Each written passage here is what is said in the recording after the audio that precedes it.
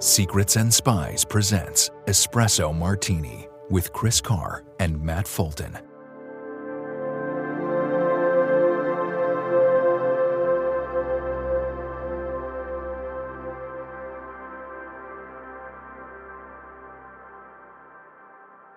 So hello everybody, welcome to Espresso Martini. So on today's episode, we are going to focus on the appalling October the 7th attacks in which the designated terrorist group Hamas launched a violent and bloody attack focused on Israeli civilians.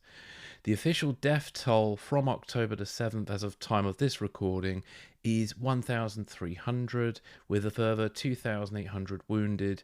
22 of those killed were American citizens, and of this recording, 17 British citizens are still feared dead or missing. So today, for the sake of clarity, we're going to kind of do our best to break this episode up into these areas. So we're going to start with sort of what happened, then we're going to go into who Hamas are. Then we're going to look at the kind of the geopolitics of it and the alleged role of potential outside support for Hamas. Then we're going to look at the Israeli response and alleged intelligence failures. And in the final section, we're just going to look at the kind of the reactions and lack of reactions to what happened on the internet.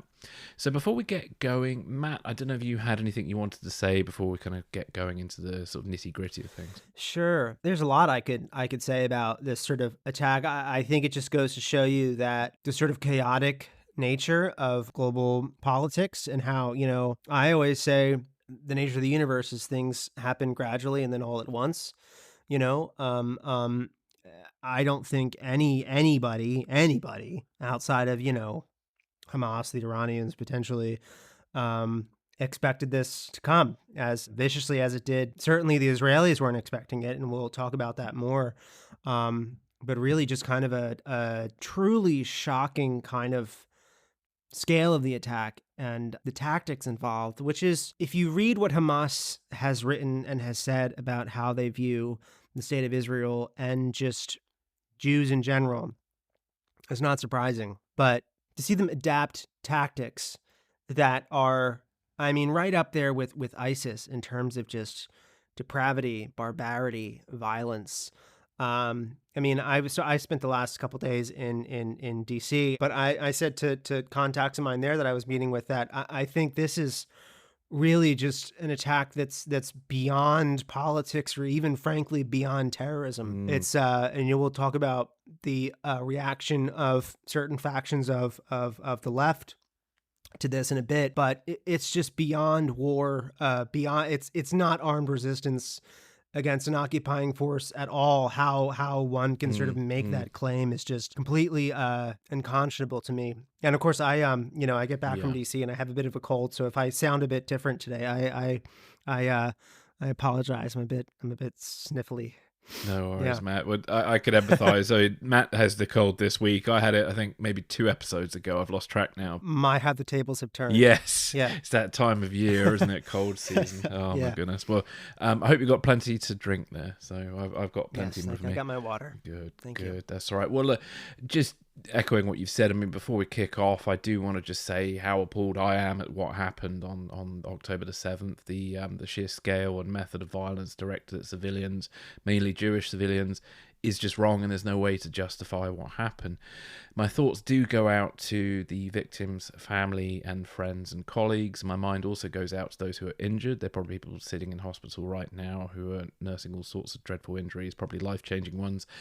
And also to those who've been kidnapped and who are held in captivity as we speak. Imagining that scenario and some of the videos that I've seen of people being taken, a woman being dragged by her hair out of an SUV with her hands tied behind her back and stuff. The level of fear that those people must be going through, if they're even alive. And so, this whole thing is just so horrible on so many levels. So we're gonna try our best to kind of unpack what happened, and give people a rounded picture of the whole thing as best as we can. So so on that note, I'm going to go take us straight into what happened. I'm drawing on articles from the BBC, the Guardian, the Times of Israel, and the Washington Post, and I'll do my best to outline what happened. Okay, so everybody bear with me, there's a few bits here. So on Saturday the 7th of October, Hamas militants bypassed Israel's smart fence in a coordinated attack, a surprise coordinated attack. The fence was breached at 29 points, and Hamas militants encountered little resistance. The border was minimally staffed, and Hamas used drones, rockets, and explosives to breach the fence. Hamas militants infiltrated Israel through tunnels, paragliders, and an attempted sea landing, and they attacked civilians and military positions in multiple locations. Within the first couple of hours, more than 1,000 Hamas troops crossed the border into Israel in approximately 15 to 30 locations. They overran at least 4 military camps, and they spread out across more than 30 square miles of Israeli territory. They entered 2 Israeli towns and 12 villages at least, driving through the streets, shooting at passers-by, and breaking into houses to kill the residents. It is in those villages in which some of the true horrors of this day took place. First of all, many people were killed in cold blood. In some instances, it has been reported that Hamas militants would live stream their victims' death via their social media. It's also been reported that some of Hamas's victims were raped before being killed. Even children were forced to watch their parents being killed before they were killed themselves. That's also been reported. Later, Israeli security forces found that many of the victims had been beheaded. And of those beheaded were babies and children. Not only that, but some of the babies were even set on fire. So let that sink in. Babies and children were beheaded and their bodies were set on fire. And this has now been confirmed, as there has for a short while been a dispute online about whether the babies were beheaded or not. But I would like to think that the killing of children would kind of be enough. You know, whether they've been beheaded or not is kind of more semantics, I suppose. But there we go. Hamas militants also targeted the nearby Supernova Trance Festival in southern Israel, resulting in one of the group's deadliest attacks. The festival took place just 5 kilometers from the Israel-Gaza border, and gunfire erupted at the festival, causing panic among the attendees who fled the scene. Attendees took cover and were hunted down and killed by the militants. Some survivors managed to flee on foot or by car. Some had to hide under dead bodies and in bushlands until help arrived. More than 260 bodies have been recovered from that festival site. One survivor, Gal Levy, who was 22, managed to escape the attack but was shot in both legs and doesn't know if he'll walk again. Levy told CBS News that he waited 6 hours for help and he feels let down by the government and he feels let down by the army. He said he lost something like 2 litres of blood and he was really sure that he was going to die. Dashcam footage has also captured Hamas militants kidnapping a man from the festival site, as well as other people. One such person who's also been kidnapped was a 25-year-old named Noah Agmani, and she was kidnapped by Hamas fighters. And there's a terrible video that I've seen, and I'm sure other people have, where she's screaming, "Don't kill me, don't kill me," as Hamas militants kidnap her and take her to a fate unknown. Because I don't believe we know at this time if she's dead or alive. I've looked, but I couldn't find anything to confirm that. And, you know, poor old Noah has every right to fear death, as there's been videos of Hamas militants parading bodies of Israeli civilians in Gaza. And, you know, we have no idea how many more who were taken have been killed. It's reported that at least 150 Israelis have been kidnapped by Hamas and taken into Gaza, supposedly as human shields. Video has shown of those kidnapped includes children and elderly women.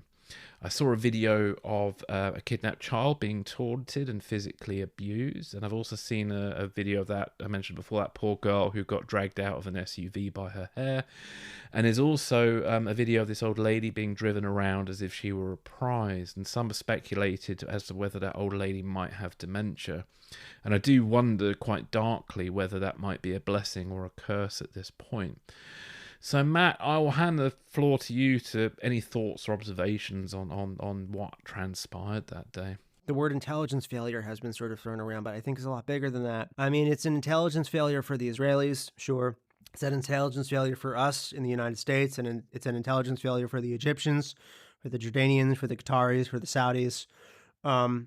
just across the board, that an attack of this magnitude that involves over 1,000 Hamas fighters could breach the fence that separates Israel from Gaza, and it seems at somewhere between 15 and 30 different points, and could hold territory in Israel for 12 hours at least, before the IDF responded. But I mean, when I say it's bigger than an intelligence failure, it's for that reason. I mean, if 1,000 Hamas fighters at least pour through the fence, gaps in the fence, even if the IDF Southern Command, which is, responsible for that part of Israel around Gaza, even if they didn't have, sufficient warning, there should still be forces there to sort of blunt that, to blunt those incursions.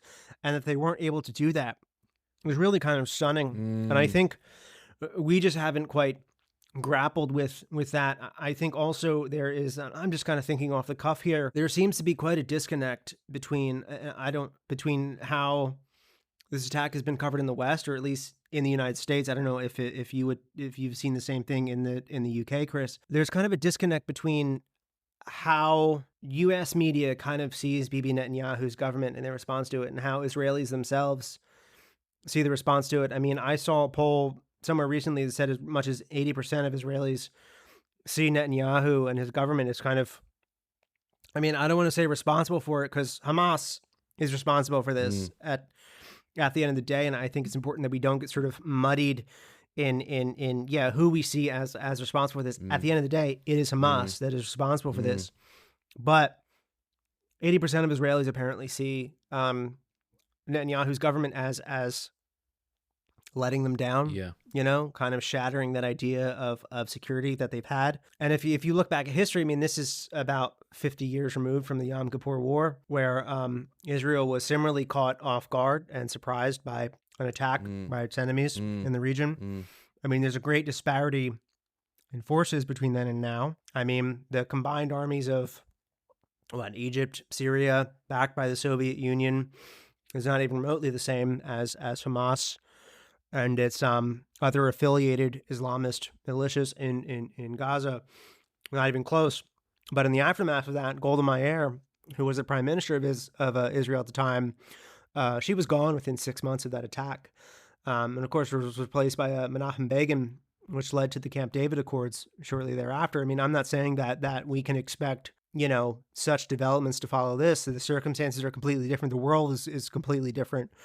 But there's been reporting over the course of the last summer, plenty of it from people inside the Israeli intelligence and military circles, saying how, the protests and the divisions within Israeli society that were sort of prompted by Netanyahu's return to government, by his very controversial judicial reforms, how they were putting Israeli security at risk, how they were sort of leaving Israel blind to threats by its neighbors. And it certainly seems that those warnings were true and went unheeded. It seems that many of the IDF units that were in the south were sort of redeployed to the West Bank to deal with unrest in the West Bank that was sort of caused by Netanyahu. I'll say it frankly, his stunningly racist and corrupt government, bulldozing Palestinian houses to make way for expanded settlements. And I think Israelis are right to, again, Hamas is responsible for this. It's entirely on Hamas. But I think Israelis are right to sort of question that, their government just staggeringly let them down.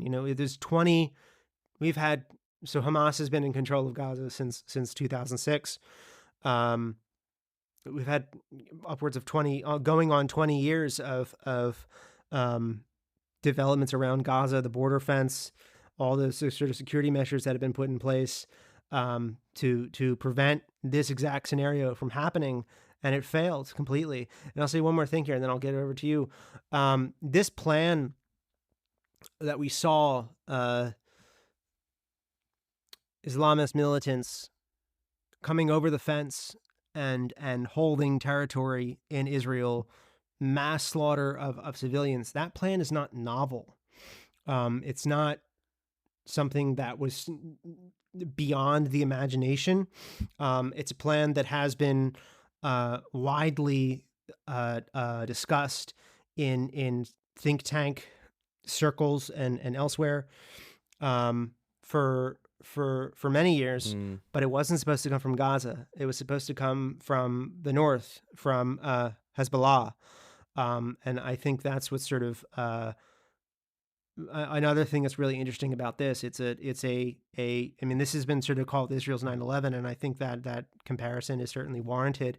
I think in this attack and in 9/11, it both boils down to a failure of imagination. Oh, I agree. Yeah. To see a failure of imagination to consider what is possible for your adversaries to attempt and to succeed at it potentially. Yeah, makes a lot of sense, and very true. One thought, just your earlier question about coverage. I found the coverage typically of Israel tends to be very basic unless you go to very specialized places or read beyond an initial piece. But as a proper think piece, you get a bit more detail.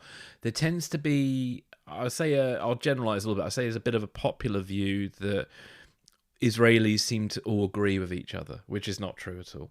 Not true. And we've seen months of this protests, and there was a commentator online, an Israeli commentator, who made a very interesting observation that many of the victims are most likely people who were protesting against Netanyahu just a few months ago, and so gunning down those people is not really going to help Palestinian statehood in any way, shape, or form, really. Yeah, I think to another point there. I mean, I believe that, and have believed that. Meanwhile, I'm no supporter of Hamas, of course. I think anyone who listens to this would not think that regularly. I do think that Palestinians have a right to self-determination, to dignity and security, to have an independent state of their own, a homeland, just as Israelis deserve to have dignity and security and a homeland of their own. That said, there is not I mean, this will probably ring true when we get into the left's reaction to this attack. There is not a single Palestinian man, woman, or child who will benefit from this attack, not one. On the contrary, there are probably tens of thousands, if not more, who will suffer directly because of this. This sort of idea of an independent Palestinian state, I think now because of this attack, is unthinkable for a generation or more. This set the Palestinian cause back 40 years. So if you are sympathetic to the Palestinian people, and I mean, this is not the move to have made. No, and I said on an earlier episode, I've always had a bit of an issue with should we say the Palestinian cause? Is that the right way to put it? So just to echo what you've just said, I totally agree that the Palestinians should have their own land, should have their own, be able to govern themselves, have the right to a decent life like any other human being, should live in a society that supports any individual to have, any ambition to go off and do what they like as long as it's not for bad. Yet the problem is with the Palestinian movement, it's been tainted for decades by individuals who use dreadful violence. And the topic that on our previous podcast that I mentioned as my example was the Munich Olympics of 1972.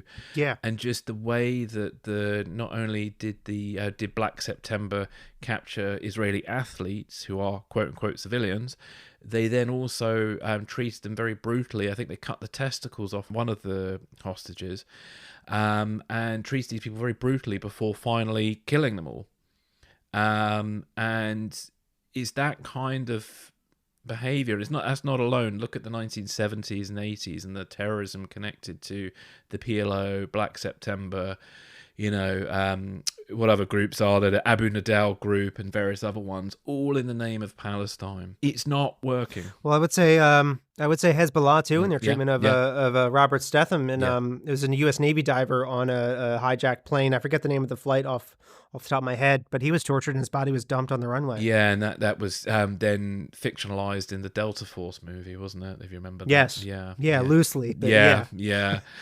God, I remember when I first saw that as a kid, actually. That was a really brutal moment, and it was slightly edited on television, but I remember that. And there was also another film about the Achille Lauro affair where an older Israeli citizen played by Burt Lancaster was in a wheelchair. Yeah. It's based on a true story, and he was thrown off the ship and then shot. Or he was shot and then thrown off the ship. It might have been that way around.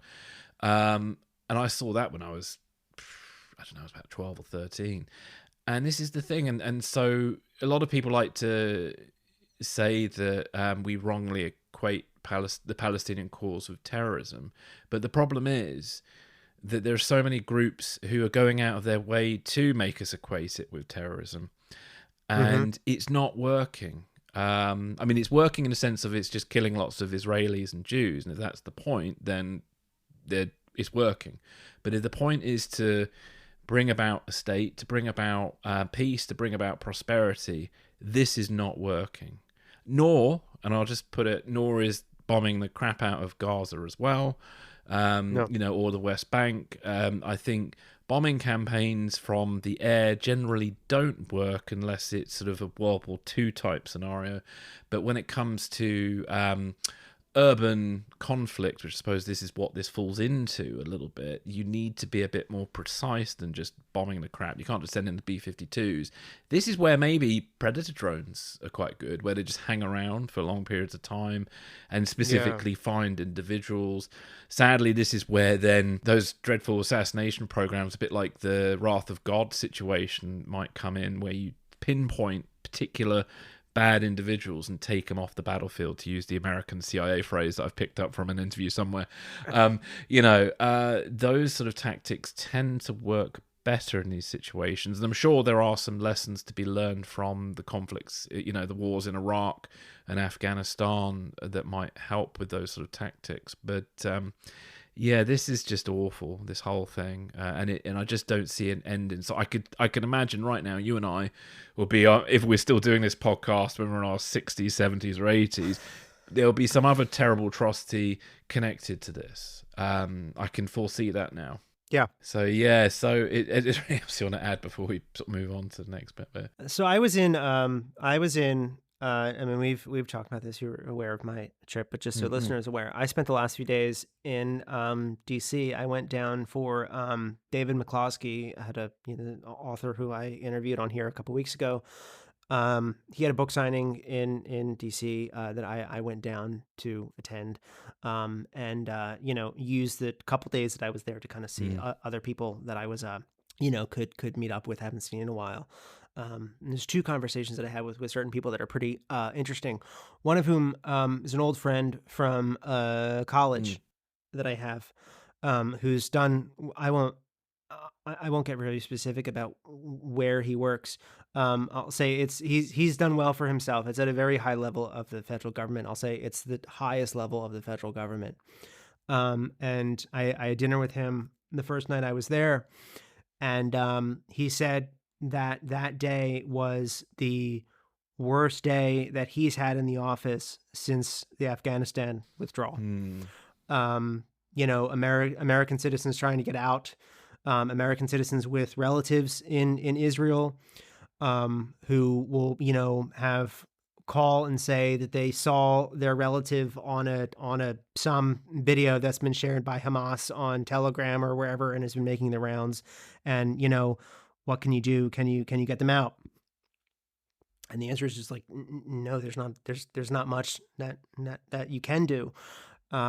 He asked me what I thought the chances were of getting the hostages out alive. And so I think it's been reported by the State Department that there's believed to be about, I think, over a dozen American citizens that are being held hostage in Gaza that were swept up, as part of the attack, are now being held hostage in Gaza, somewhere between a dozen to about 20, I think. And this friend of mine asked me if I thought that they had a chance of getting the hostages out alive. And first I thought, well, why are you asking me?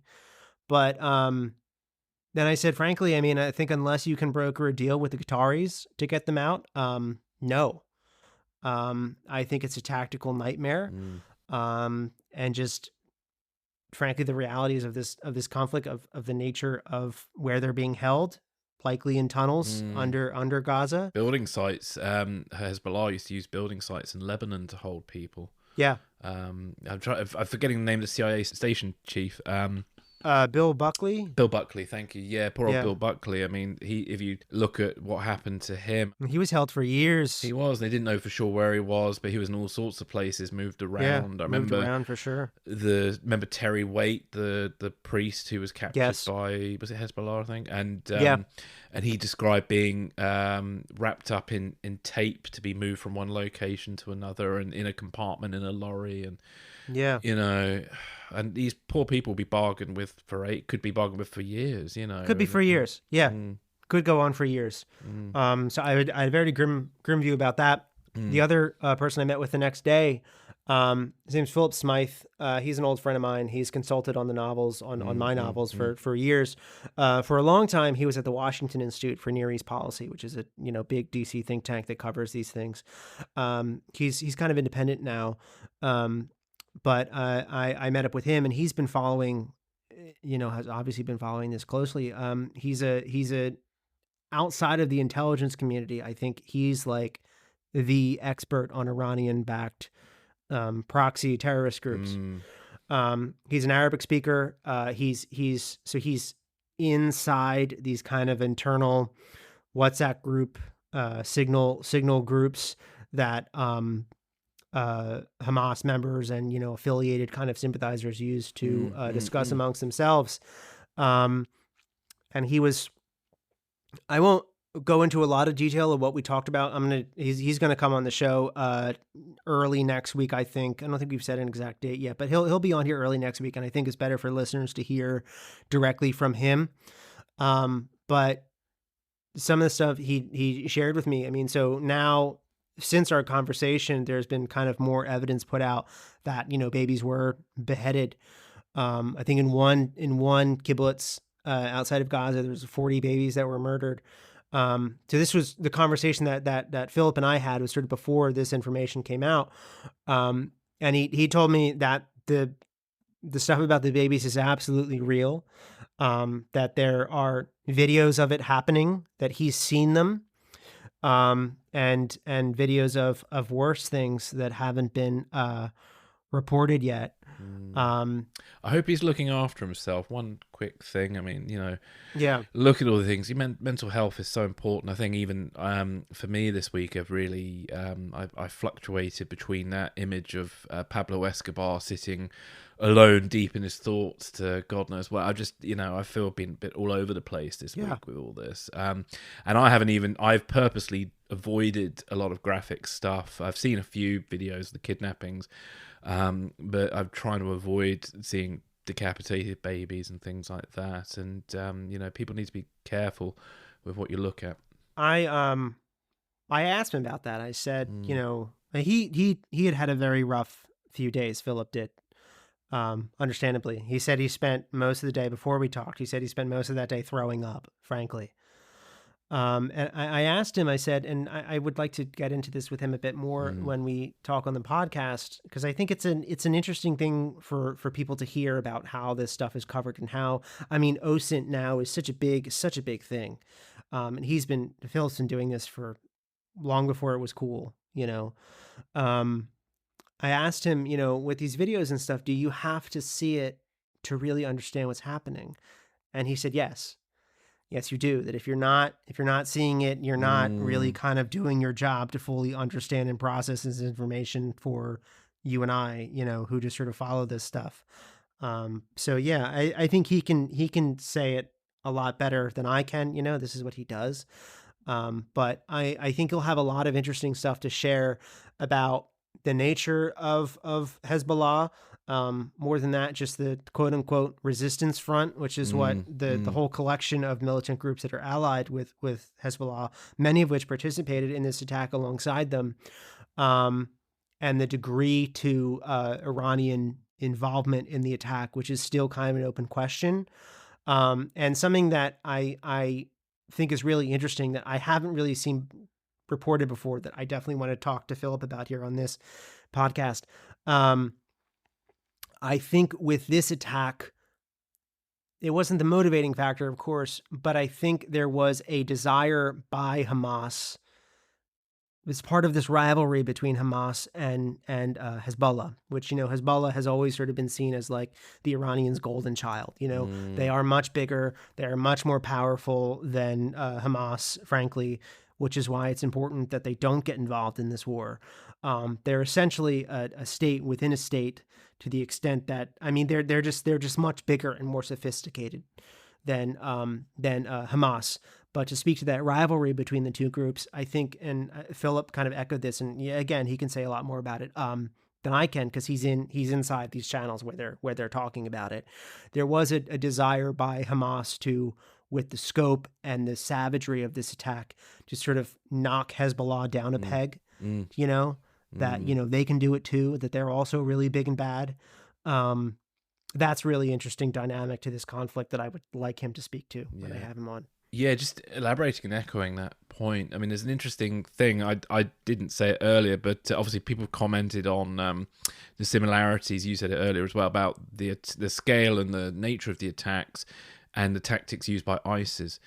And there's an interesting thing with terrorism. Like the early days of Al-Qaeda was seen as just these inept, bumbling buffoons for a bit. And then there was the embassy bombings. Then there was the USS Cole. Then there was finally 9/11. And the reason why these groups escalate is they're in competition for money from donors and various other things. And so human nature is you're not going to invest in something unless you think they're capable. And if one group appears more capable than the other, then for your annual investment, you might consider investing in that group next year. Because with Hamas, they're reliant on, obviously, covert state funding at certain levels. They're also get funding from individuals, private donors in the Gulf states, and expats abroad, and possibly some dodgy charities and things like that.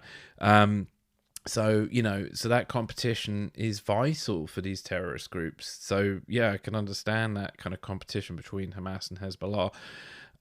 That sadly doesn't surprise me at that point. Yeah.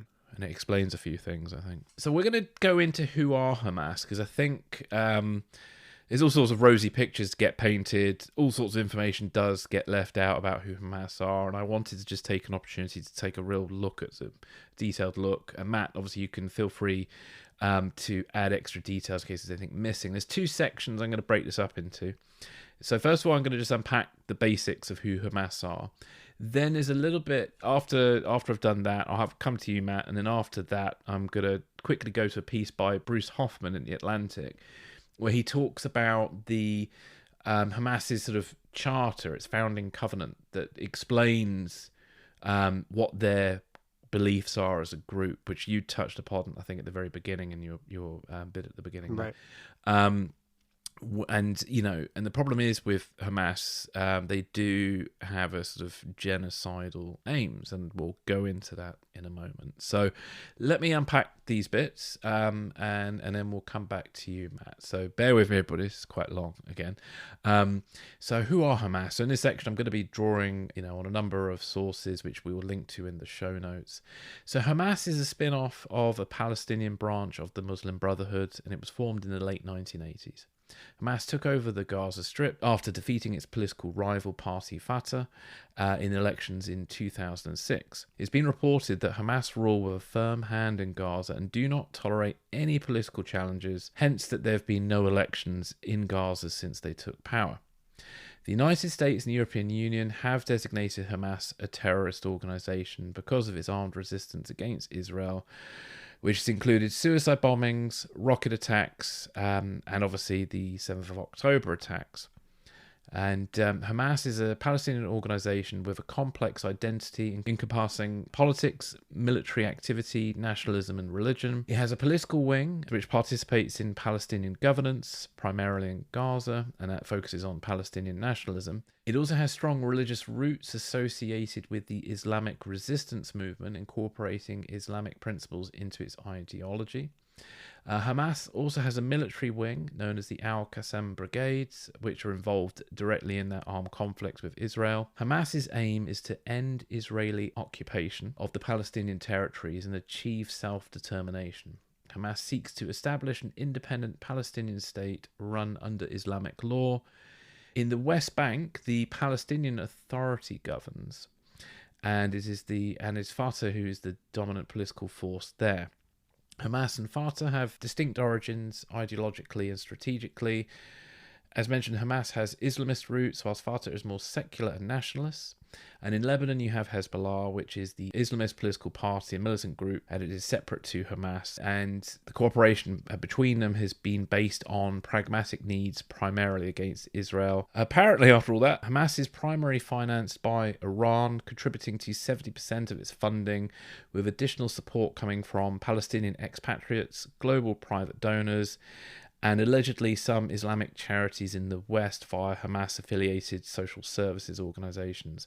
The US Treasury has frozen assets linked to those channels, and Turkey, under President Erdogan's leadership since 2002, has also supported Hamas, although it claims only to back the political aspect of the organization. So before I go into the piece by Bruce Hoffman that kind of goes into Hamas's founding covenant, Matt, is there anything you want to add to any of the bits I've just said there? No, I think you did a good job. I think it's easy for Westerners sort of looking at these groups to sort of think of them as just sort of cartoonish kind of, bad guys, terrorist groups. They hate us because we have freedom. You brought up, the Delta Force movie from the 80s, which, I mean, a lot of those movies kind of famously portray these groups that way. This is not to give groups such as Hamas credit as all, but they are terrorist groups, but they're also a lot more than that. This is true of Hamas and also Hezbollah, and even ISIS at its peak. They're much bigger than just terrorist groups. They function as sort of quasi nation states in the territories that they control. I mean, yes, they have an armed wing. You mentioned the Al-Qassam brigades. That's their armed wing. There's various charities and social and religious organizations. They run schools and hospitals. They provide goods and services to the people under which they rule with an iron grip, of course. And for a lot of these people, and I think this was true of ISIS to an extent, in the territories that they controlled after, years of these people living under civil war, well, someone was able to run trash collection services. They weren't being extorted by gangs of bandits anymore. So that definitely kind of endears the population to them in some way. Is that, there's that famous saying about Mussolini, say what you want about him, but he made the trains run on time, Or Hitler was good with roads. Exactly. Yeah. And I think if we're to really understand what enamors a population to such brutal terrorists, it's stuff like that. They are terrorists, and yes, they control thousands of men, many of which came over the fence and decapitated babies and did worse to those babies that I won't say on here. But they also run schools and hospitals.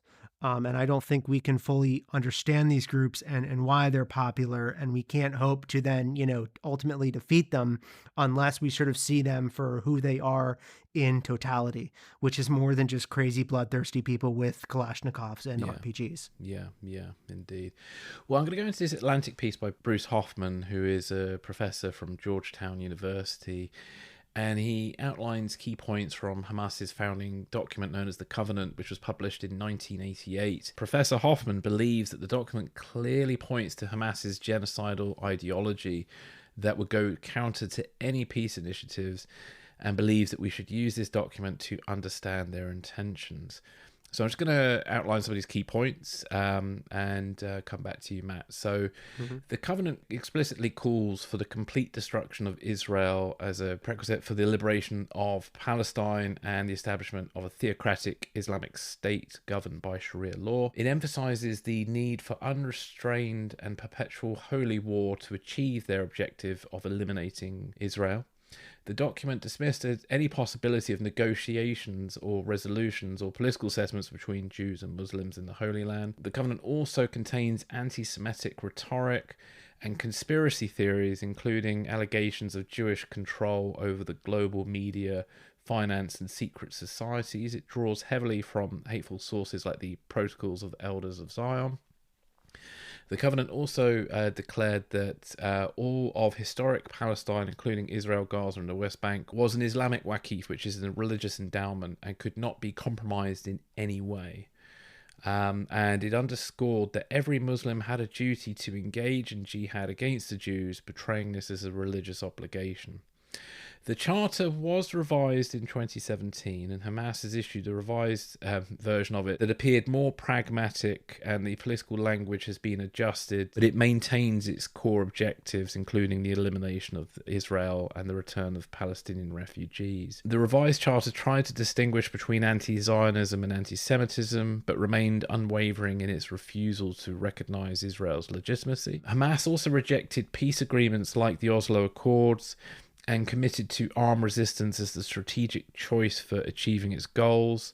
And the revised charter surprisingly claimed that Hamas believed in pluralism, democracy, national partnership, acceptance of others, and dialogue. So, yeah, so Hamas's charter kind of goes against the way a lot of people, I suppose, on the left like to present Hamas. Yeah, the romanticizing of them. Yeah, and maybe a lot of people on the left just don't understand this or don't wish to understand this, because there seems to be this sort of dominant way of thinking these days of just viewing everybody as either occupier or occupied, or the perpetrator and the victim. And it's too simplistic for situations like this, because again, like if you look at the lens of power for a minute, which again is this other area that people like to talk about, people have power and people don't have power, and this belief that people who have Hamas has power. It does. This is the thing.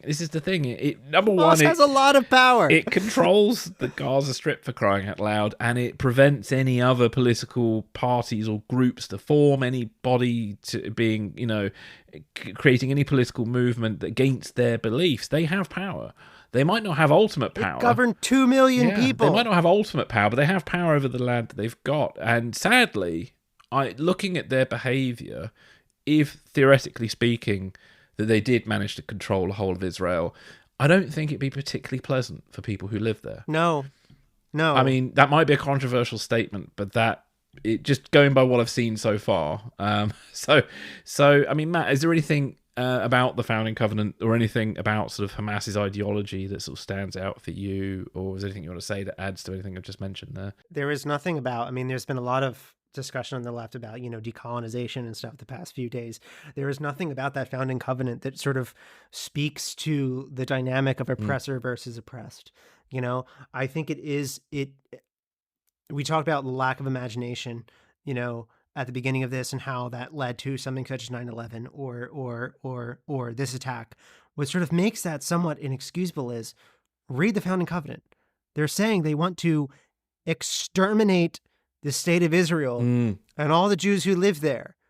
And then we're shocked when they have the opportunity and then they do something along those lines. What is it? The thousands of people who crossed the border didn't give out flowers, and they didn't give out copies of, Marxists for beginners or anything else, But to sort of further that, they didn't cross the border and then strictly just target military personnel or police officers who are, who are armed and trained and are, they sign up for it. They know the risks, or they should, they didn't just target IDF units. They beheaded babies. It's very hard for me to wrap my brain around that. Like, I mean, I think there's probably just this very like totalitarian sort of black and white cartoonish views of right and wrong on the left, and this is true on the right too, that there's oppressors and the oppressed, there's the underdogs, and you always got to kind of, root for them or something. But I think it's possible to sort of hold the belief in your head that, I don't know that I entirely ascribe to this belief, but many people do, so I'll voice it here, that Palestinians have suffered many injustices over the years, that they've suffered under brutal occupation policies of the Israeli government. You can believe that, but then not use that as a permission structure to excuse the decapitation of literal fucking babies. Like, what are we doing here, Chris? I know. I my problem is I get very introspective and wrap myself up in all sorts of weird intellectual knots trying to freaking understand things sometimes. And I feel like my reaction, your reaction, is a natural reaction to what happened. It's disgust. And yet there are people out there trying to tell me, oh no, this is all fine. This is all part of armed resistance and blah blah blah. And it's like, what the hell is going on with people? What is going on? That's not armed resistance. No. What we saw on Saturday is not armed resistance. No. It's not armed resistance. And thinking widely for a moment, like, at least talk about America, maybe Britain, when you get a far-right politician like Trump who comes in, or you could even, I don't know if you could call George W. Bush far-right, because if we call him right-wing. No. He's neoconservative. Yeah, and the problem is when you get those kind of presidents, you then kind of, people on the far left get put on a bit of a pedestal because what they say reaches the anger a lot of people on the left feel, and they kind of get this platform, and then bad ideas on the left get mainstreamed. Yeah. And I feel like maybe in the Trump years, and the thing is, we can't throw the baby out the bathwater completely. There are injustices, there are racist issues, there are all sorts of issues that are valid that need looking at about sort of racism and power structures in society. I can't totally say there isn't that. I wish there wasn't, but there are issues. But at the same time, just using that as your overarching kind of paradigm, I feel like Russell Brand saying that word, but that your overarching sort of paradigm there to understand the whole world, and you think it's just that black and white, I think you are deluding yourself. I think something's gone wrong with the rise of critical theory in academia that is leading people to get a very false sense of the world and try and shape world events to fit their ideology, or worse, to fit their personal brand online. I find, especially with the Ukraine conflict, there were some influencers who were trying to reshape things, especially about issues of race. There were some incidents that were appalling of racism on the border as civilians were evacuating at the early days of the war, but they were isolated incidents. But then there were people online who have, I suppose, made an entire brand of themselves about racism and decide to just view everything through that lens. Yeah. And I don't think it always works. There are situations where what they say is valid, but at the same time, to always use that lens, and one's got to be careful of everything. I mean, like, even, I suppose, we got to be careful. I don't think we do this, but not everything can be viewed through the lens of espionage. Hence why probably this podcast goes on some convergences. We look at the conversion of geopolitics, espionage, terrorism, and then I could put intrigue, which is kind of the intellectual sort of ideological side of some of these things. And I've done that, I suppose, on purpose, is because it's very hard. We just did an espionage podcast. You know, it's very hard to be able to look at world events. We would be so constrained in terms of what we could talk about or how we talk about it if it was just, or if we completely tried to detach our personal views of how we see these things. If we, you know, And I think this is the danger of ideology. It's the danger maybe even of religious belief. If you view everything through such a narrow window, I think it just leads you to a very false perspective. I knew I struggled when I was at university studying film, because I'd studied psychology before I did film studies, and a lot of film academia puts a lot of stock in. Sorry, I'm really going on a tangent, but a lot of film academia puts a lot of stock into psychoanalysis. Whilst when you study psychology, psychoanalysis is not really highly respected. It's kind of more respected for inspiring works to disprove it than it is as a proper theory that explains things. There are people who do take psychoanalysis and think, oh, this is amazing. There is surface validity to certain aspects of psychoanalysis, but on an academic level, really, it's not the be-all and end-all. It's not considered the dominant sort of viewpoint that's correct about psychology. So that's where I struggled with film studies, where a lot of film criticism is steeped in that. And so I struggled with that, and I found it really hard. So anyway, so Yeah. that's kind of my warning and my ramble about the dangers of just looking at everything through one filter, one lens. You got to take a wider perspective on things. It's not to say that these things aren't real. There are racial injustices. There are issues around power, and there are people who are occupied or occupiers. But it's you got to put it into big perspective, and you got to and also you got to not forget your own humanity when looking at these things. So I'll get off my soapbox. Yes. Well, let's. I'm going to ask you to get right back on it in a second. Okay. Let's use your college psychology courses here for a second, not to sort of pop quiz you here. Tell us, how would you define the idea of cognitive dissonance? What is that? Oh my God, you really have put me on the spot there. You're seeing one thing, but then you kind of are in denial about it, and you have to reshape it in a way that's sort of comforting to your belief structure. Maybe that's one way to put it. That's exactly correct. Okay, cool. And Hey. that is exactly correct. Good job. A+, you pass. Thank you. That's exactly correct. It's a survival mechanism that the human brain does to shield itself from ideas that would be very destructive to the human ego or the id, or I don't know, whatever the hell Freud would call it, right? And I think we see that in play here, where literally people saying oh, babies might have been murdered, but they weren't beheaded. That must be a Zionist conspiracy. It wouldn't be that bad. That's exactly what it is. It's that's the cognitive dissonance that we see here, trying to somewhat rationalize or excuse it, because to accept the horrific, truly decapitating babies, just beyond evil. Yeah.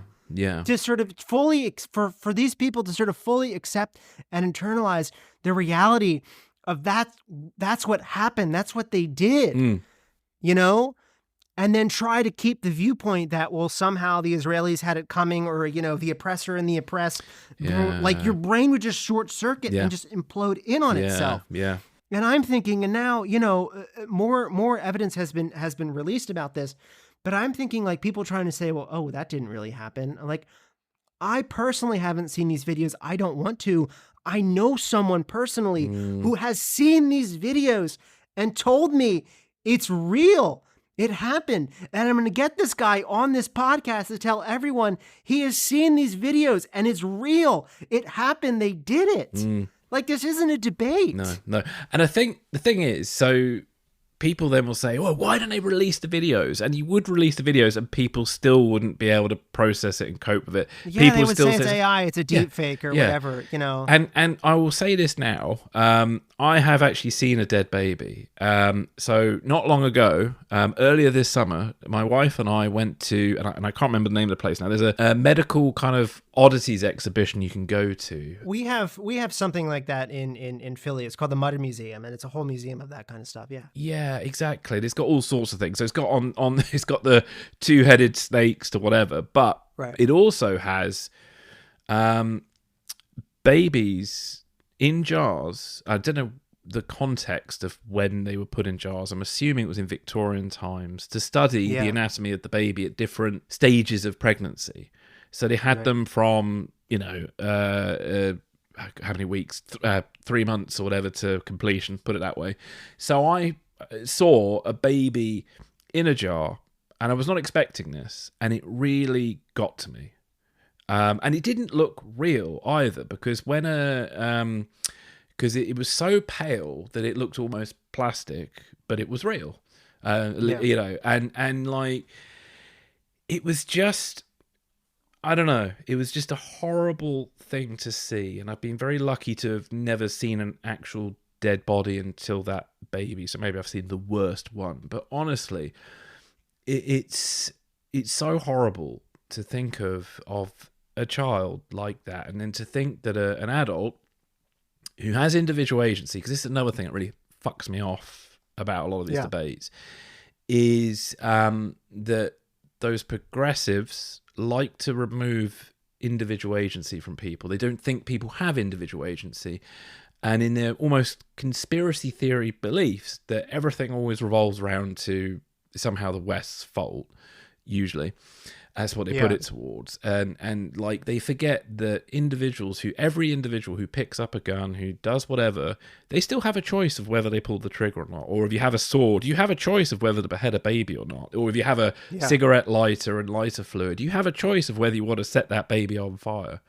Yeah. And some people that day made that choice. Yeah. And it's inexcusable.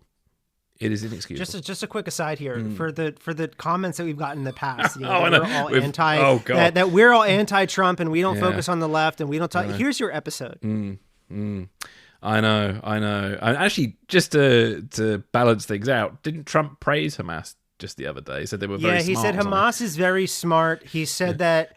He said that he's been telling people, he's been asking advisors of his. This was an article that came out yesterday. I read it on the train coming back from DC. It was an article that came out yesterday that he's been calling around saying, should he come out publicly and call for Bibi Netanyahu to be impeached? Mind you, that's not a thing that happens in the Israeli system of government. So like, you're just like, you have no idea what you're talking about. Should he come out and call for Bibi Netanyahu to be impeached because of whatever? And it basically stems down to he's mad because he wanted Netanyahu to come out and say that the 2020 election was stolen, and not Netanyahu wouldn't do it. One, because that didn't happen. And two, say what you want about Netanyahu. He's not a stupid man. And I think, there's been very, Biden and Netanyahu Biden's response to this, I think, has been very clear and resolute. Not a shred of doubt of how he sees this and the United States' support for Israel. Maybe we can get a bit more into this when we talk about the wider geopolitics. Yeah, that's our next section, actually. So, you can segue us into that if you like. So.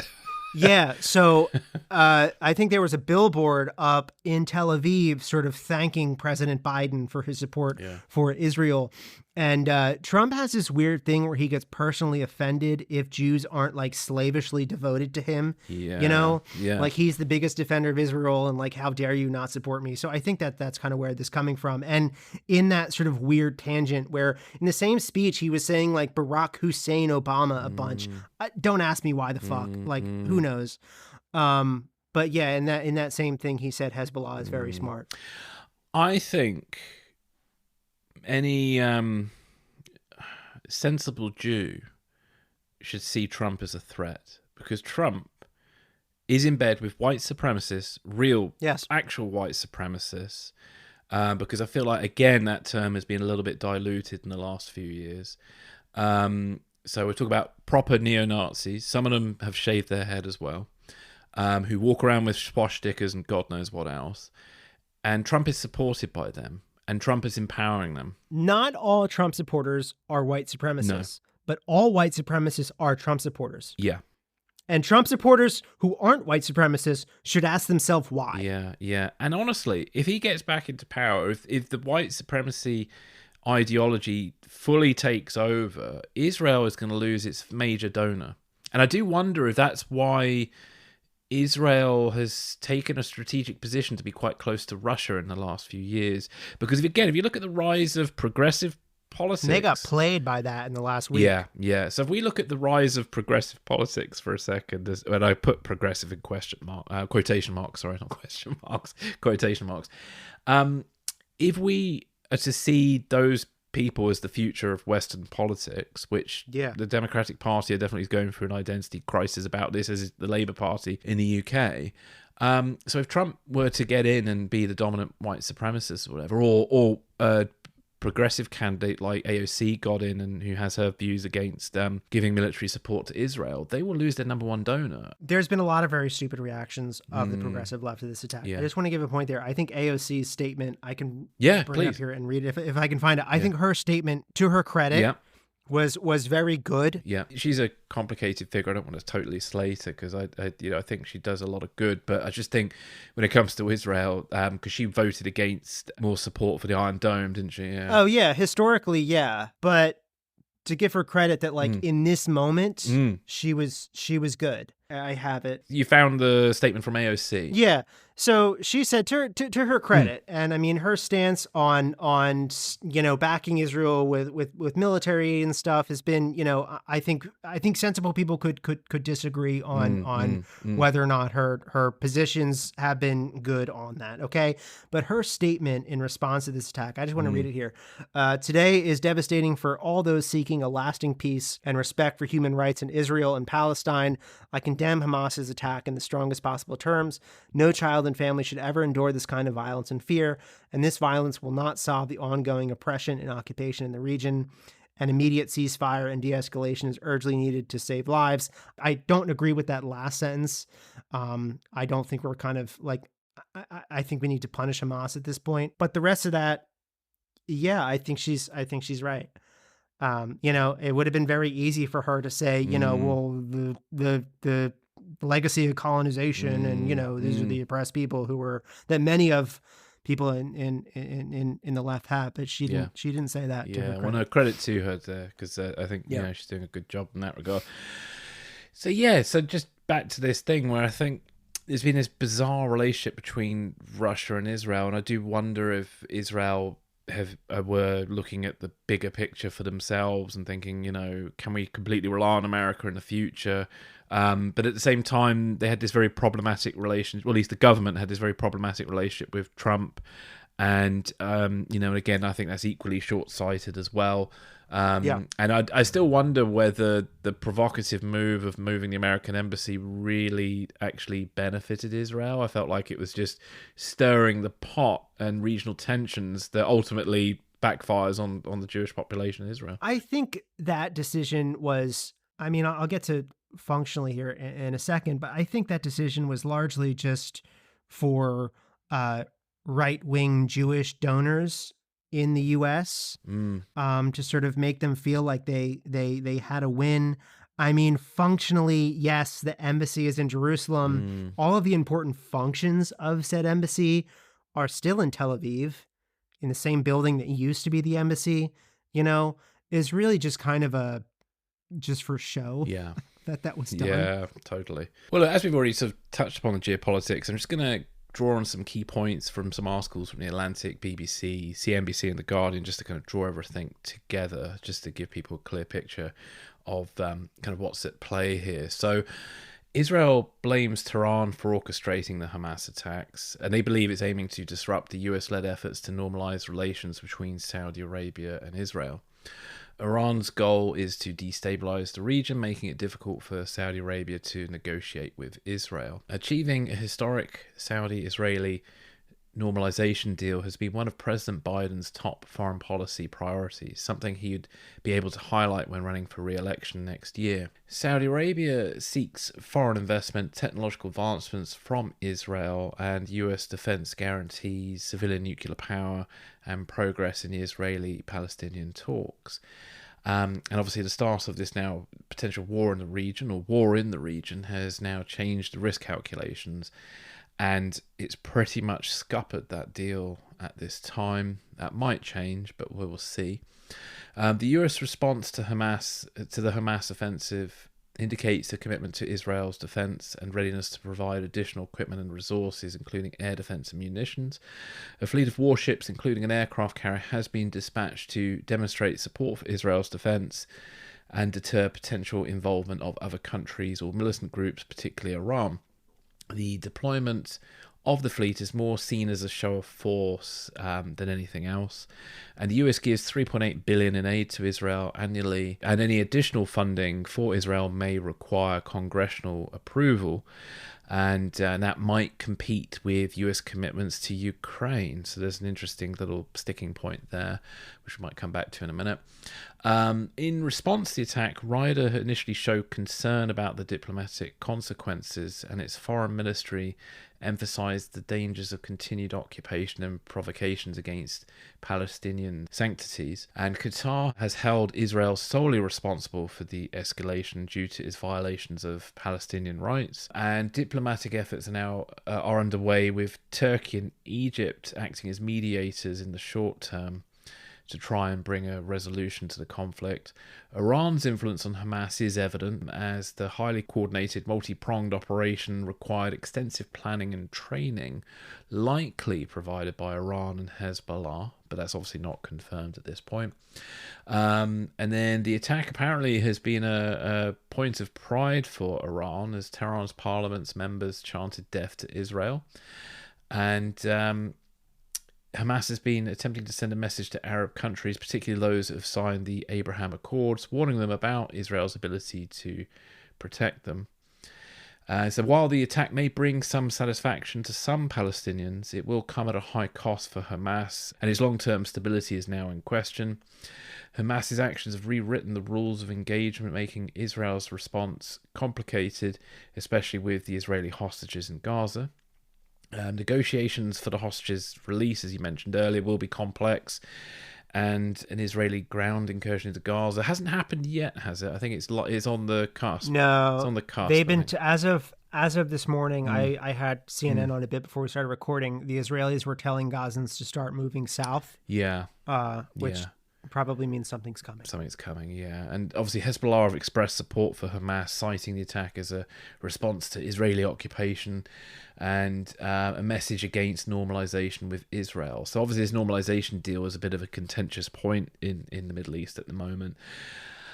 I mean, yeah, just talking freely for a moment, I think like the problem with the Middle East, Israel's been a very convenient bogeyman for many regimes for a long period of time. And Sure. I think for 40 years. Yeah, and I think that has made any peace deal very difficult. I mean, I've got relatives from Iraq. I've got friends from Iran. I've met people from Saudi Arabia. And all of them have stories of some sort about suspected Israeli spy rings, and how these Israeli spy rings tend to crop up usually around key political moments in the country, and tend to be used to either instill fear or distract people from some issue that's contentious in that country. And I think we even talked about it with Turkey in the Turkish elections. An Israeli spy ring was suddenly connected to the opposition quite conveniently. And I think that, I don't think that's particularly healthy. And I think it has led to a big rise in anti-Semitism and anti-Israeli sentiment that kind of goes beyond the Israel-Palestine kind of conflict there.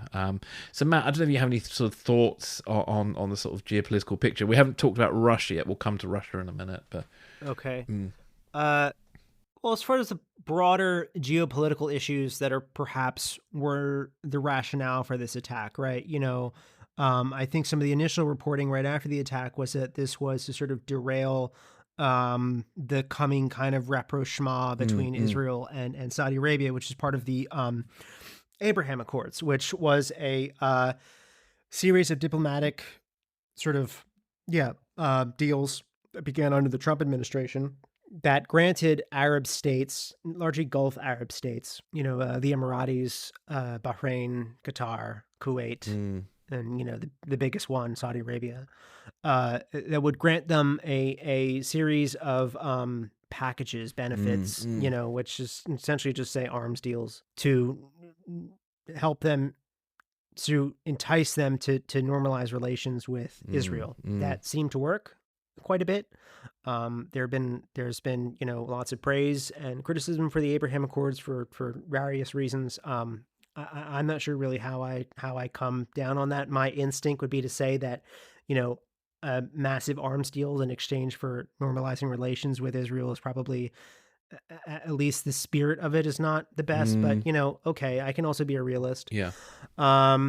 So the thought initially was that this was to sort of derail that coming rapprochement as part of the Abraham Accords between Israel and Saudi Arabia. The other sort of reason that has been given, I think, by Hamas itself, that it's retaliation for incursions that Israeli troops made into the Al-Aqsa Mosque over the summer. And that's the third holiest site in Islam behind Mecca and Medina. The Al-Aqsa Mosque is on the Temple Mount in Jerusalem, also the site of King David's temple, the holiest site in Judaism. So the Al-Aqsa Mosque is built on the site where it's believed that Muhammad ascended into Yes, paradise. I remember that story. Yeah. Yeah. And Israeli troops made an incursion into the mosque over the summer. Very kind of inflammatory, a provocative move for Palestinians and all Muslims. So they said it was a response to that. Seems quite of an extreme response, just for that alone. I think in all likelihood, it's probably a combination of these various factors. The question of Iranian involvement is still kind of out. Like when I was talking to Philip Smythe a couple days ago, like I said, he's consulted on active measures with me for years, and Hezbollah and other Iranian proxies are at the core of the plot. So like I couldn't write these novels without his help. It wouldn't be possible for me to do it. And I said to him, Philip, if I called you, because we were talking about, whether or not the Iranians knew about it, how involved were they? Did they like approve it, green light it, order Hamas to do it? Whether or not that happened.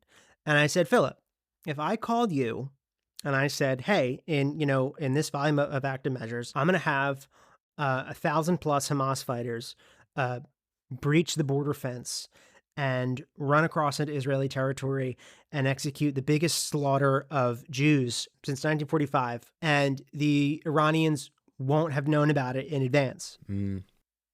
Philip would say, Matt, that's stupid. Like, that's not how it works. The Iranians would know. They would at least sign off on it. I have a hard time believing that Hamas would execute an attack of this scale without the Iranians knowing about it. And I said knowing about it. That doesn't mean they ordered it. That doesn't mean the degree to which Hamas is controlled on a micro level, on a tactical level by Iran is something better for Philip to talk to us about. But I have a hard time seeing that's a possibility that they wouldn't have been involved. That said, on the other sort of far scale of that, there's been reporting that this is the beginning of some sort of multi-front assault on the Israelis. There's going to be a massive attack by Hezbollah in the north, that there's going to be, a third intifada in the West Bank. There's going to be riots in East Jerusalem, that this is all coming. I don't know how much I buy that. I think the longer we go from Saturday without a second, front being opened up along Israel's northern border, the less that seems plausible in my head. That's what this is. But maybe it's more wishful thinking on Hamas's part. I don't know. Sure, yeah, definitely. I know, like, there's a Shia militia group in Afghanistan called Liwa Fatemiyun, right? Which are sort of subordinated to the Iranians, and they were sort of saying, like, they had this kind of group, like, let me get in there, let me get at them, basically asking the Iranians for gas money to bring them over to so they could join in the fighting, from Afghanistan. I mean, this is like this attack. It's such a, like, you look at what they did, that is a fantasy of Hamas fighters. That's the kind of fantasy that they recruit people from, join us and you'll be able to, cross into occupied, Zionist villagers and, rape and murder and butcher civilians. I mean, not to be too crude here, this is something that Hamas fighters literally masturbate to. Well, funny you should say that. When do you remember the 2021 situation? There were lots of protests in London, and there was these pro-Palestinian guys driving around in a car with loudspeakers, shouting out, "We will rape their women," and it was like this sort of like thing to rape Israeli women. And obviously, a lot of rape has occurred apparently, and there's something about raping women in war that just seems to constantly happen, and I know there's been many conferences about it. I know Angelina Jolie and William Hague talked about it at some event, but I don't think Hamas got that memo about not raping women. But to underscore that this is a complete fantasy, sexual fantasy that many of those fighters fulfilled in this attack. They raped women. They also, this hasn't really been reported, this was shared with me, they raped bodies. Yeah, Jesus Christ. Do you know what? There was there's a lot of talk. Bodies of children. Yeah. There's a lot of talk, and I need to properly go back into this, but about sexual repression and violence. That's a big part of Hamas. Yeah. Well, and why people join. Yeah, that's true. Yeah, and I need to find the appropriate guest and psychologist to really go into detail about that.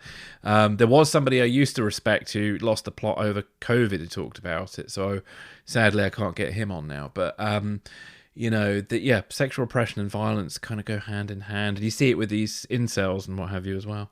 I'm not an expert on this, but I can say something toward this effect of this being a motivating cause for them. So in Islam, it's the groom's family that has to pay a dowry to the bride's family for the wedding, right? And in Gaza, which is has been described as an open air prison, and I think that's warranted. People living in grinding poverty, these young men with no sort of aspects to have a job, to have any kind of economic security. If you can't afford a bridal dowry, you can't get married. And if you live in a strict Islamist society, you can't get married, you can't have sex. And for a young man, if you can't have sex, what's the point of living? So yeah, to your point, that sort of this sexual repression aspect is a motivating factor for many of them. Yeah, that's why. Well, let's look at Russia. Okay. Oh my goodness.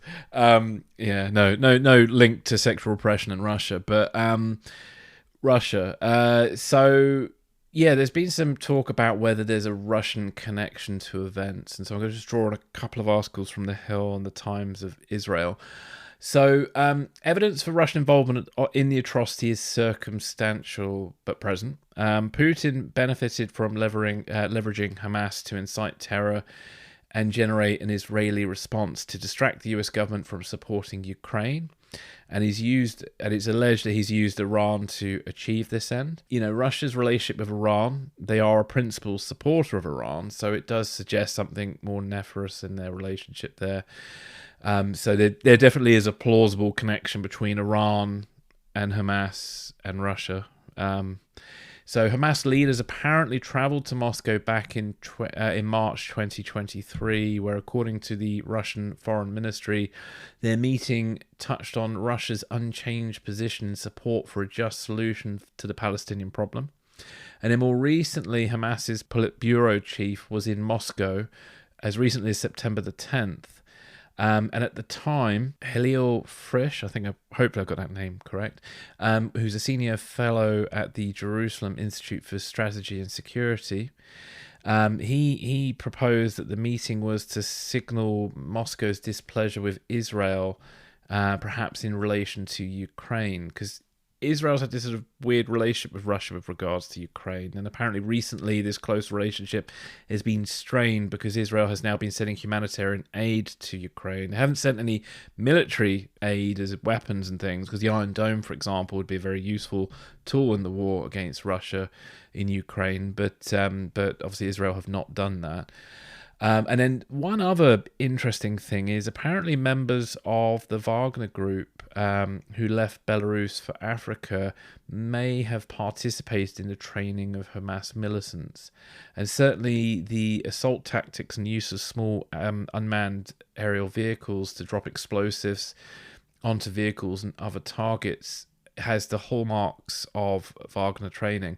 So there is something there. And obviously President Zelensky and the Ukrainians have also echoed this, and I think Ukrainian intelligence has sort of been saying something on these lines. Yeah, so Zelensky said on French television, France number 2 television, he said, "We're certain that Russia is supporting in one way or another Hamas operations.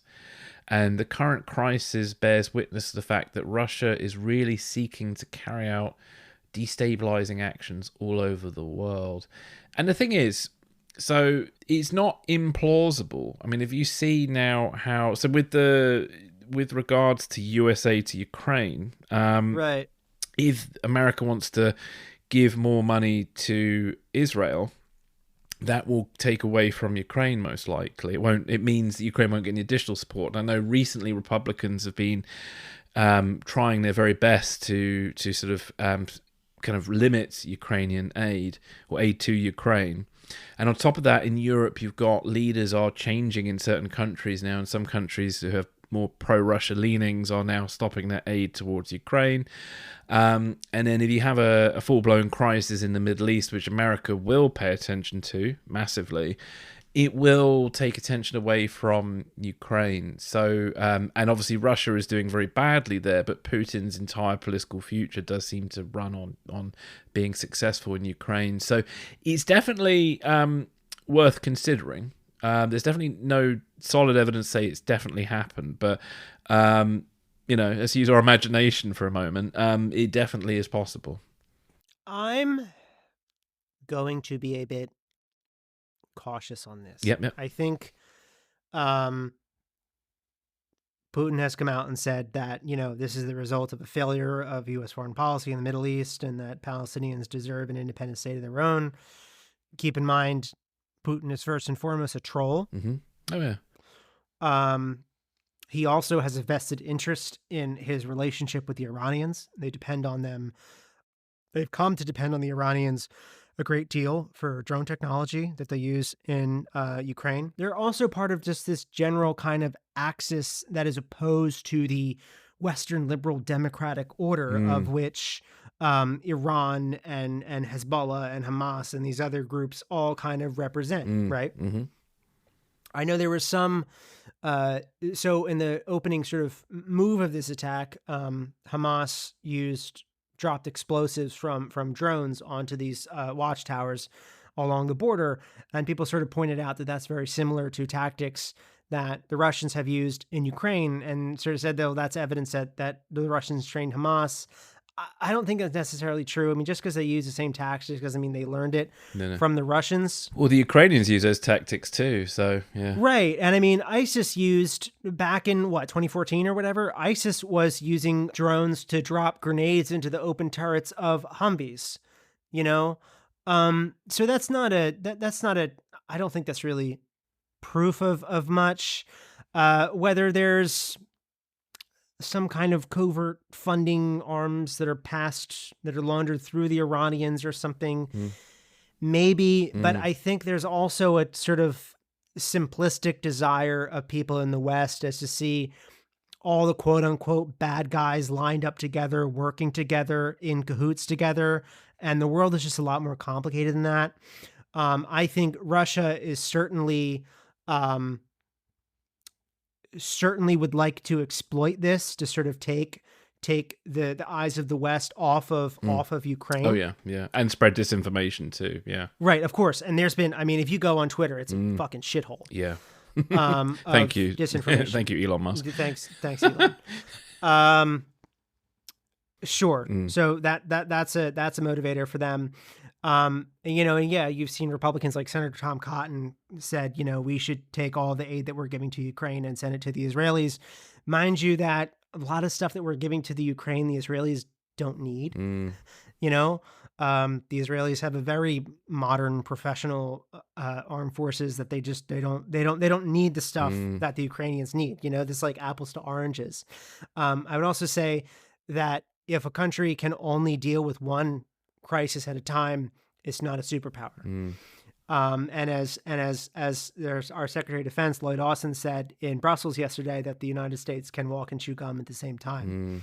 And that's absolutely what we have to do now. I wonder if citizens of Britain and America can walk and chew gum at the same time, because I've started to wonder that. Well, you know what? I think that's an issue of the media. There's kind of a lack of object permanence, like right now, yeah, the headlines are Hamas and Israel.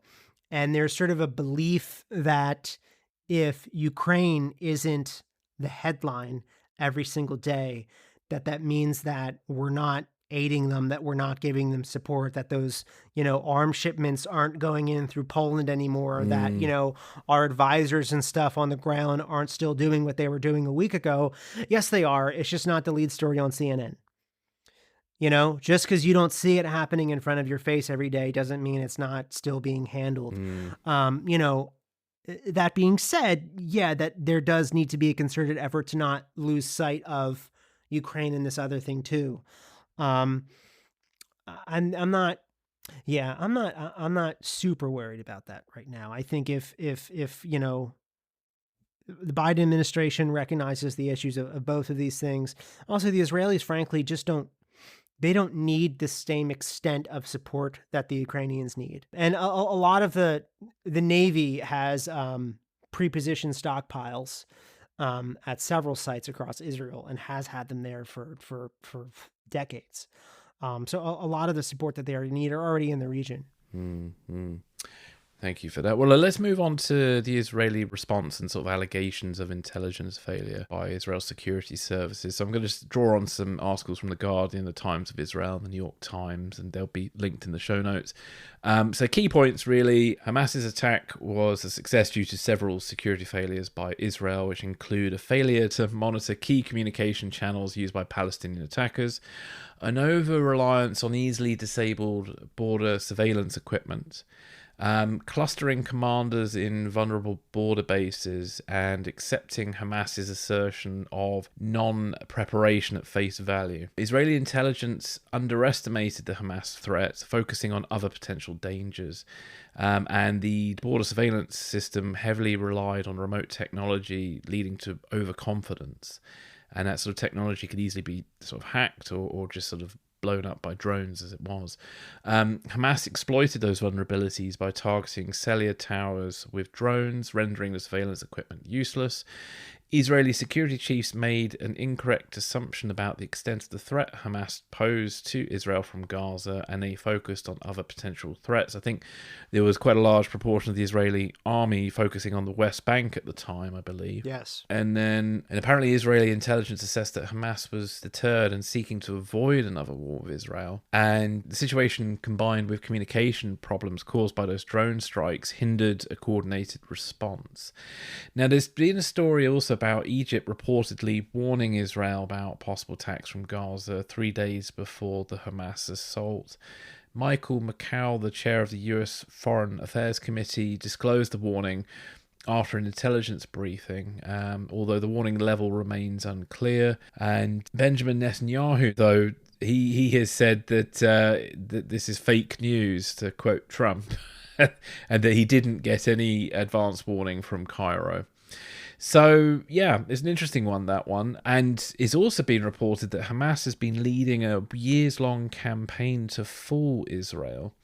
And there's a source close to Hamas reveals that the group conducted a lengthy campaign to deceive Israel to thinking it didn't desire an armed conflict and could be satisfied with economic incentives for calm. And apparently Hamas employed unprecedented intelligence tactics, creating a false impression of disinterest. Part of their training, apparently Hamas constructed a mock Israeli community for training purposes, and Israel somehow didn't see that, or they might have misinterpreted what those mock communities were. And this deceptive strategy has allowed Hamas to project an image of reluctance to engage in military action against Israel. And apparently Hamas were surprised at the level of success that they had in this operation. So, yeah, there's some interesting things there. So, potential intelligence warning. Somehow Israel has not seen Hamas training. Maybe Hamas trained in another country, possibly Iran or somewhere else. And then obviously you've got Netanyahu, who's now in arse covering mode, saying, I didn't get any intelligence. What are you talking about?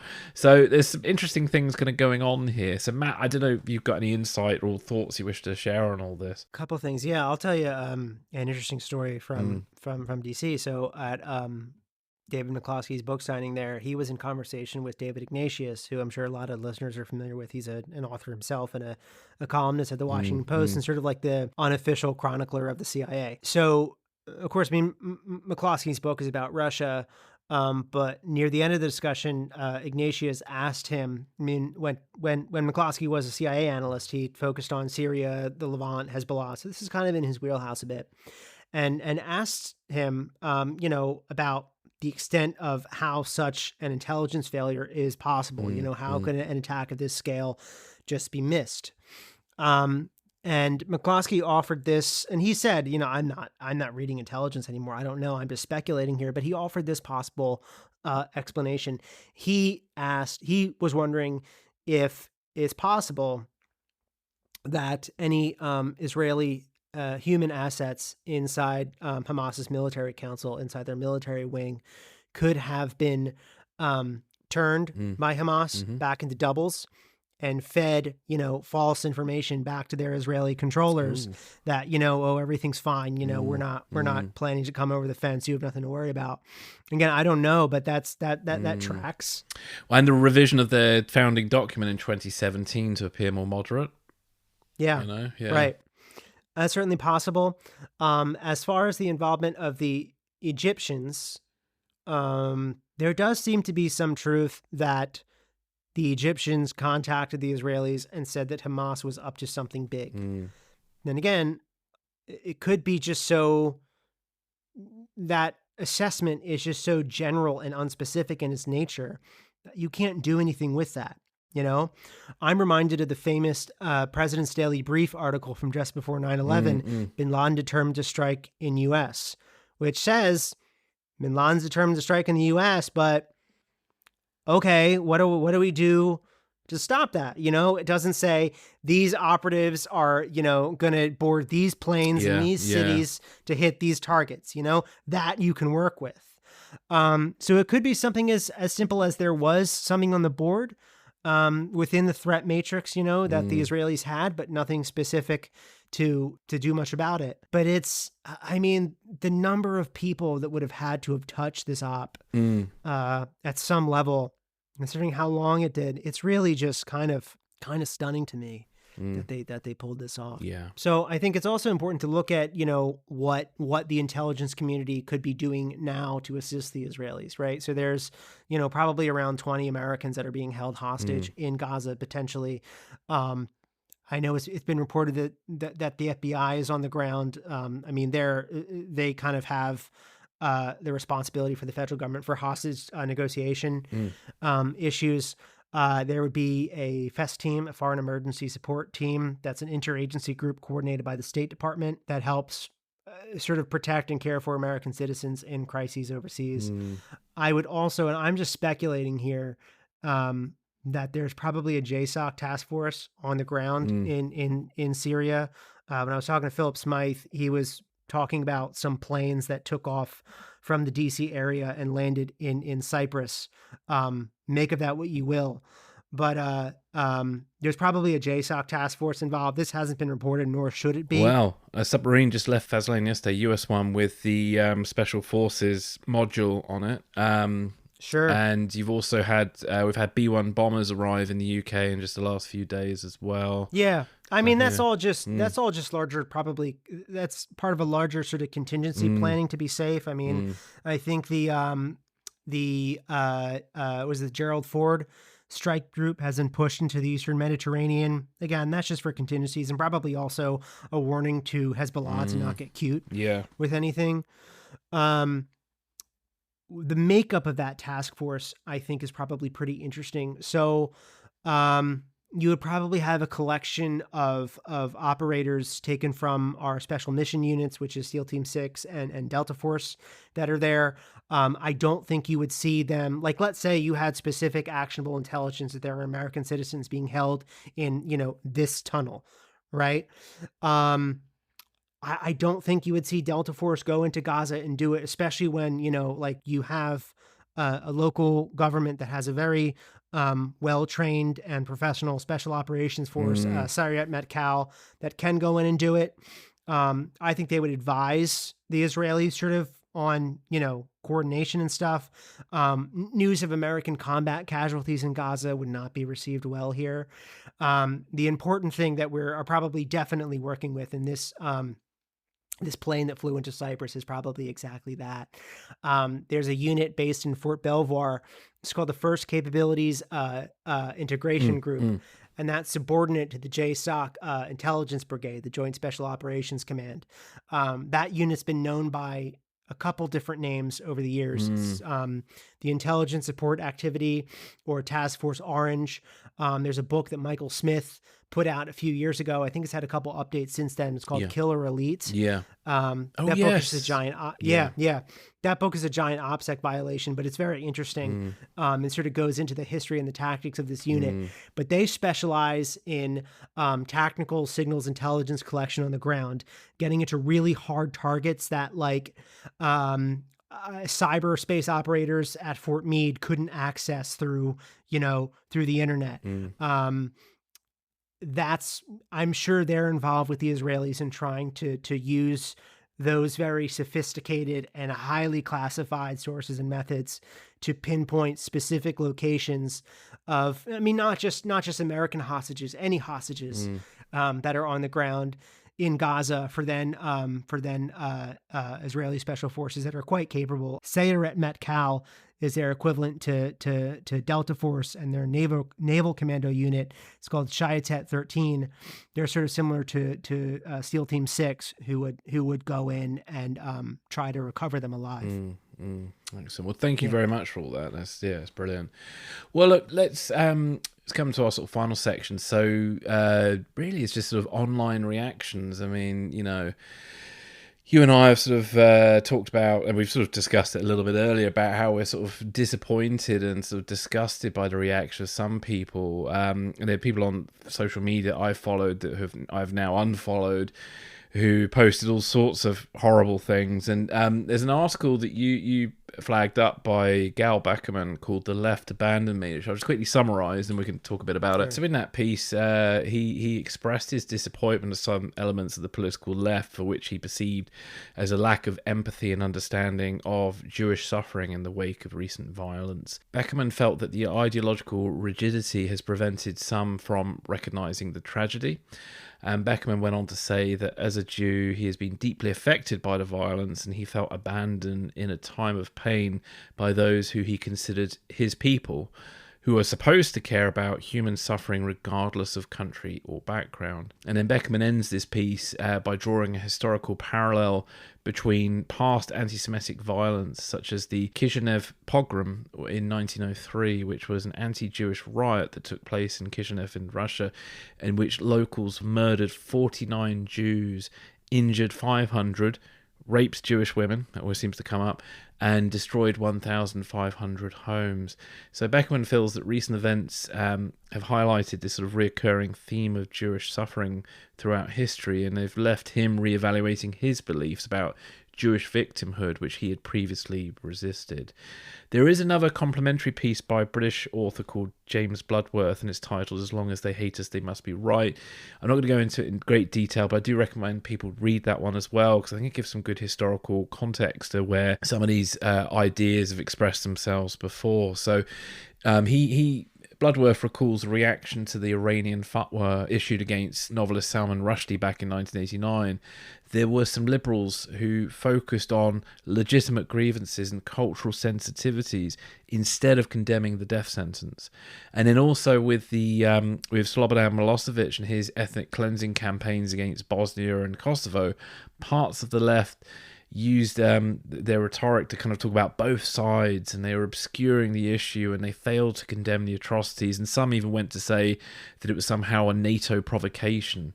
And I will just add as a side note, a really good friend of mine, his father was murdered by Milosevic's men in Bosnia. My friend, I've known him since 1994, and I think it was back in, that was around that time. Yeah, he was evacuated out of. He was smuggled out of Bosnia by some local church group, I think it was. He, his brother, and his mother. And only in, I think it was 2006, that did some UN group find his father's body, and he had to fly out to Bosnia to go and identify his dad. Wow. And they identified his dad by the clothes he was wearing on the day he went missing. That's the reality of this sort of shit, people. This stuff is horrible. And there are people on the left, especially people like Tony Benn, for example, who's a bit of a darling of the left, but even he was denying the war in Bosnia and blamed it on NATO. And then we had it after September the 11th as well, where a lot of left rhetoric was used to blame US policies as the sole reason for the violence and downplaying the severity of the attack.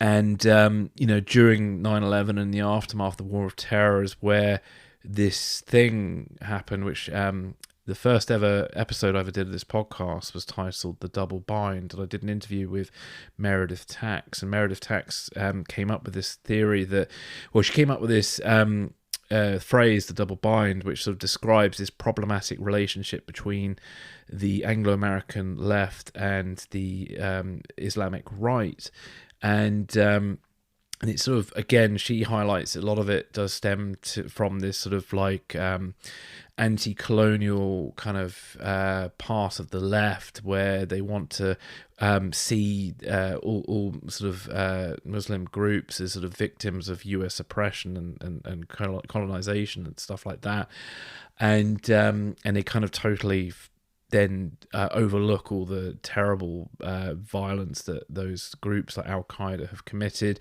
and even the dreadful, like, sexism, homophobia, and various other appalling things that some individuals who were members of Al-Qaeda, who then the left put on stages, and celebrated them because they were talking about Guantanamo Bay and how bad Guantanamo Bay was. There's a man who's a particular case in point where he apparently was the press officer for Al-Qaeda and facilitated that famous interview with CNN and bin Laden. And he ended up being arrested and ended up in Guantanamo Bay for a while, and he did unfortunately he reportedly got abused in Guantanamo Bay, because some of that's in dispute now, but when he was released and came back to the UK, people on the left were putting him on all sorts of platforms. But if you read his biography, you see he was very pro-Taliban, he was a member of Al-Qaeda, and he was very homophobic and sexist and various other ugly things that one would have thought the left would care about. So, and Bloodworth does also talk about the Stop the War Coalition and some of their stances on things, and obviously particularly the Ukraine-Russia conflict recently, where they're constantly taking on anti-Western positions, and again blaming it on NATO expansionism, and don't look at Russia being of the cause of it. So it's a really, really interesting article. As long as they hate us, they must be right. I think Bloodworth touched on a lot of really interesting points there. So Matt, sorry about all that. It's a bit of a word salad thrown in your direction there, but is there any thoughts you have on all these sort of online reactions? Apart from my sort of curious reaction to people who say that, words are violence and are hyper concerned with microaggressions and such, things, how they then do the mental gymnastics to excuse the rape and murder of children, is very odd to me. But I think, I consider myself a progressive person, not like that, but I think there's just a real black and white dogma about the oppressor and the oppressed, and that leaves no kind of room for nuance. And I think there's probably also at play here a real desire of some progressives in the West to make amends for past, I want to say, atrocities of their countries that have this legacy of colonialism. That so overcorrects itself to the point that they then excuse the actions of people who were colonized, that do horrific things. I think you're spot on there. I think I see that. Yeah. I think that has a lot to do with it, and it's very misguided. It's very kind of childish and elementary in its view of the world, and it's also self-defeating. There's one person who's kind of a family friend who I saw on social media, kind of basically saying, the Israelis are like the abusers playing to be the victims here. And I said, as one man who's a member of the LGBTQ community speaking to another, Hamas would murder you and me in a heartbeat. Like, these people are not your friends.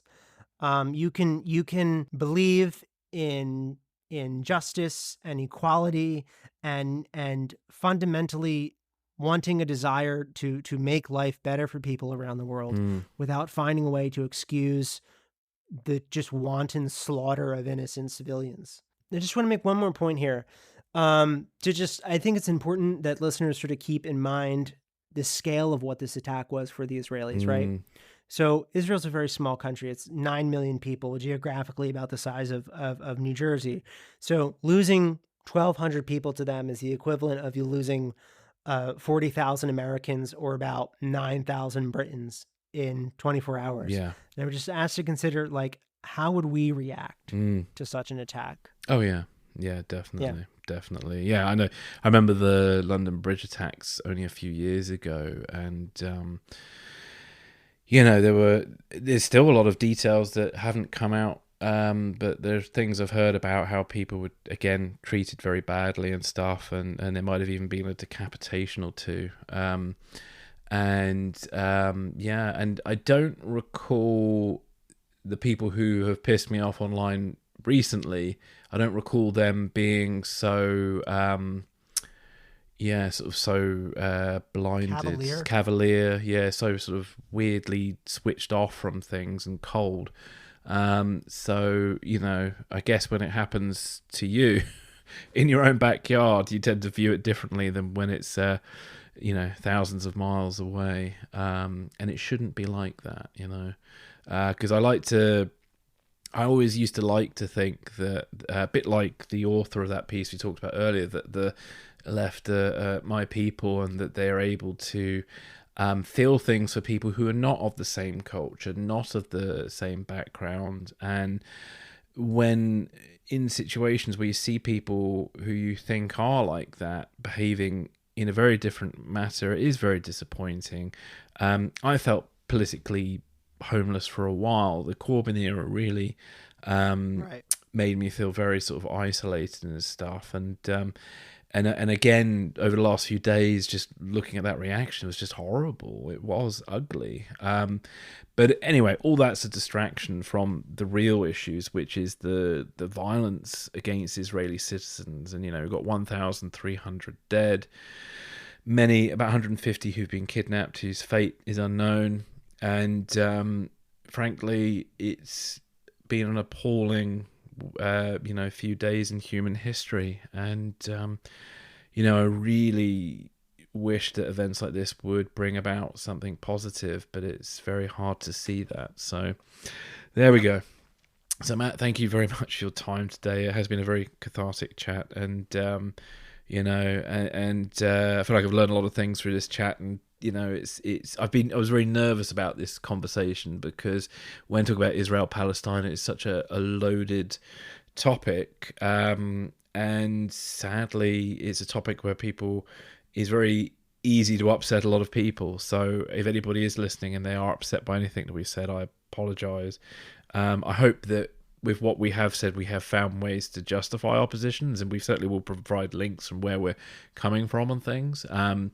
I don't run this podcast to seek to provoke people. I'm not looking for people to get pissed off. I'm just trying to put out quality information, and sometimes that information does go against things that are comfortable for us, but I think sometimes it has to. So truth to power, as they say. I would say also consider this part one of our coverage of this. I think next week when I have Philip Smythe on, he'll have a lot of things to say to get really in the weeds about the nature of the relationship between Iran and its proxies that could really kind of shed light onto how and why this happened and why now. Yeah. Okay, cool. Well, I look forward to hearing that. So thank you again, Matt. You look after yourself. Thank you. We will reconvene next week to do extra shot, because sadly there won't be an extra shot today. I think I just wanted to throw all my attention at this episode, and I think it's going to be nearly 2 hours. So, so hopefully you got your extra shot within it. I think it's worth it, though. I think it's worth it, though. I think it has been, definitely, So, thank you. And thank you, everybody, for listening. And we will catch you on the next Extra Shot, which is for our Patreon subscribers, and the next Espresso Martini, and on other upcoming podcasts over the next few weeks. So take care. Bye, everyone.